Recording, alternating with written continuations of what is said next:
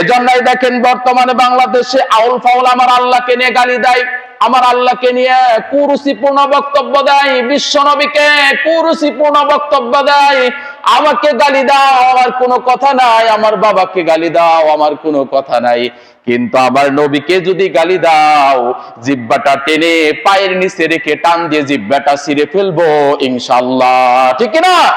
আমার নবীকে যদি গালি দাও আমরা চুপ থাকবো না, আমার বাবাকে গালি দাও কিচ্ছু বলবো না, আমার মাকে, আমার বোনকে, আমার ভাইকে আমাকে গালি দাও কিচ্ছু বলবো না, কিন্তু মুহাম্মদ সাল্লাল্লাহু আলাইহি সাল্লাম আমাদের হৃদয়ের স্পন্দন, ঠিক না? মুহাম্মদ সাল্লাল্লাহু আলাইহি সাল্লামকে যদি গালি দাও তোমার জিহ্বাটা পায়ের নিচে রেখে টান দিয়ে ছিঁড়ে ফেলবো, কারণ আমার আল্লাহ বলছেন মুহাম্মদের চাইতে ভালো লোক এই দুনিয়ার মধ্যে আমি আর পাঠাই নাই। সুবহানাল্লাহ। তায়েফের ময়দানে কালিমার দাওয়াত দিতে গেলেন, কাফেররা আঘাত করলেন, বিশ্বনবী চুপ করে রইলেন। জিবরাইল এসে বললেন, ইয়া রাসূলুল্লাহ 600 নূরের পাখা একবার আদেশ করেন, তায়েফের ময়দানটা উল্টায় দিব পাখা দিয়ে বাড়ি দিয়ে। আমার আল্লাহর নবী বললেন, না, এদের কাছে কালিমার দাওয়াত পৌঁছাইবো, এরা একবার কালিমা পড়বে, তারা পাগল বলে, মজনুন বলে যুবক ছেলেদেরকে পিছনে লেলাইয়া দিলেন। ছোট্ট ছোট্ট বাচ্চা থেকে শুরু করে বৃদ্ধরা বিশ্বনবীকে পাথরের আঘাত করেন।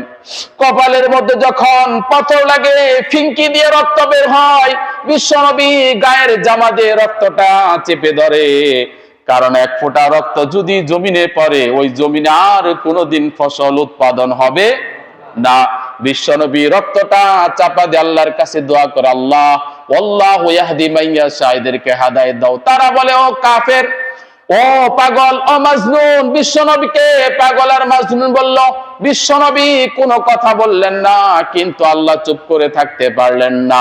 আল্লাহ সাথে সাথে কোরআনের আয়াতে বলে দিলেন, ওমা সাহিবুকুম বিমাজনুন। আল্লাহ চুপ থাকতে পারলেন না, আল্লাহর সাথে সাথে কোরআনের আয়াত নাজিল করে বললেন, হে বাবা, যাকে তোরা পাগল বলস তার চাইতে জ্ঞানী লোক দুনিয়ার মধ্যে আর নাই। কাকে পাগল বলস? তোমাদের সাথী মুহাম্মদ পাগল না, তার চাইতে জ্ঞানী লোক আর নাই।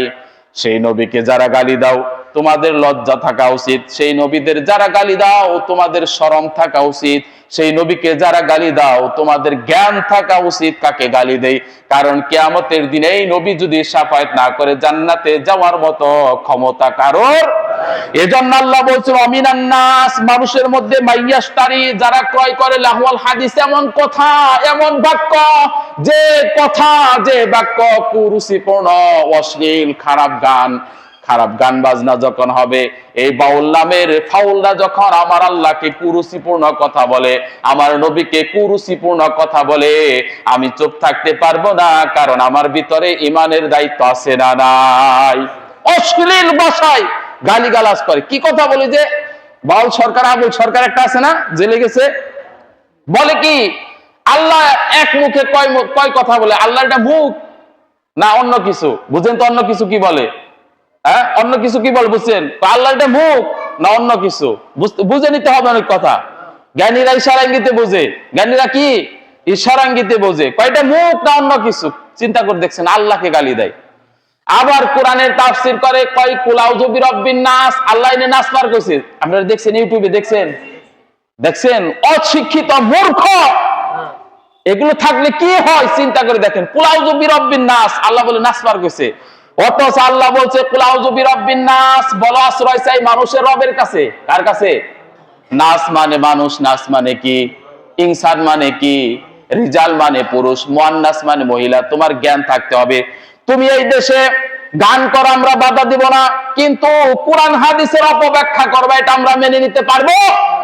তুমি গান গাও, সমস্যা নাই। হিন্দু এই দেশে বসবাস করে, এই দেশে বৌদ্ধ বসবাস করে, খ্রিস্টান বসবাস করে, আমাদের কোনো কথা নাই, কিন্তু তুমি গোলাম আহমদ কাদিয়ানী হইয়া, কাফের হইয়া মুসলমান দাবি করতে পারবা না।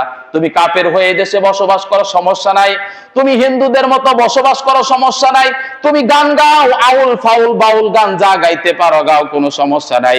কিন্তু আমার কোরআন নিয়ে ব্যঙ্গ করলে আমরা সেটা ছেড়ে দেব না।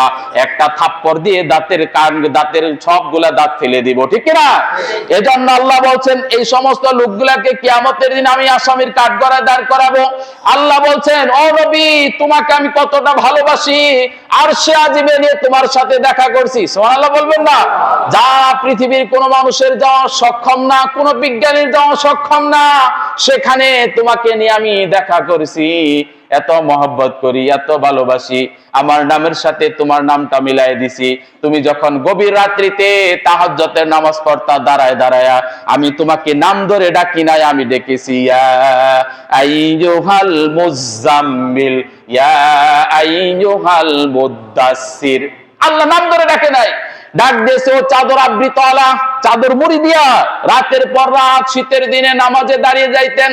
আল্লাহ ডাক দিয়ে বলতেন ও চাদরওয়ালা, ও পাগড়িওয়ালা, ও নামাজি, কি দাঁড়িয়ে কি করা? নিজের নাম ধরে কখনো ডাক দেয় নাই। সে আল্লাহ আবার বলছে ওমা আনতিকু আনিল হাওয়া ইন হুয়া ইল্লা ওয়াহিয়ুহা, মুহাম্মদ তোমার একটা কথা যদি বানিয়ে কোরআনে ঢুকাই দিতা, আমি তোমার কণ্ঠনালী চেপে ধরতাম। কত বড় কথা চিন্তা করছেন, যে নবীকে কখনো নাম ধরে ডাক দেয় নাই, তাকে বলছে তুমি যদি কোনো কথা বানায়া, অপব্যাখ্যা বানায়া কোরআনের ভিতরে ঢুকাই দিতা, তোমার কণ্ঠনালীকে আমি চেপে ধরতাম। সেই আউল ফাউল বাউলরা কোরআন নিয়ে হাসি ঠাট্টা তামাশা করে। কোরআন মনে করে ওর খালাতো ভাই বই লিখছে, ঠিক কিনা? কোরআন মনে করে ওর খালাতো ভাই এটা লিখছে, এটা কি নাকি তোর খালাতো ভাই নাকি? এই কোরআন যখন তেলাওয়াত হচ্ছে, বিশ্বনবী তেলাওয়াত করতেছিলেন ইন্নাহু লাকাউলু রাসূলিন কারীম, তখন হযরত ওমর পিছন থেকে দাঁড়িয়ে বলল, মনে হয় এই কোরআনটা কোন কবিতার কবি। ওমা হুয়া বিকাউলি শাইর কলিলাম মা তুমিনুন ওয়ালা বিকাউলি কাহিন কলিলাম মা তাযাক্কারুন তানজিলুম মির রাব্বিল আলামিন। এই যে বিশ্বনবী নামাজে দাঁড়িয়ে দাঁড়িয়ে তেলাওয়াত করতেছেন, আর হযরত ওমর পিছন থেকে ভাবতেছেন এটা মনে হয় কোন কবির কবিতা। আল্লাহ নবী সাথে সাথে বলে দিলেন ওমা হুয়া বিকাউলি কাহিন কলিলাম মা তাযাক্কারুন ওমা হুয়া বিকাউলি কাহিন কলিলাম মা তাশকুরুন। এটা কোন কবির কবিতা না, জিনদের শেখানো বাক্য না, এটা হলো একমাত্র আমার আল্লাহর বাণী। সুবহানাল্লাহ। এজন্য আল্লাহ কোরআনের শুরুতে বলছেন, পড়েন সবাই, যালিকাল কিতাবু লা রাইবা ফীহি হুদাল্লিল الذين يؤمنون بالغيب ويقيمون الصلاة ومما رزقناهم ينفقون। আল্লাহ বললেন, বান্দা তোমাদের জন্য একটা সংবিধান, এমন একটা কোরআন নাজিল করে দিয়েছি যে কোরআনের মধ্যে বিন্দুমাত্র সন্দেহ আছে? কোন ভুল আছে? সংশয় আছে? কোন সন্দেহ আছে?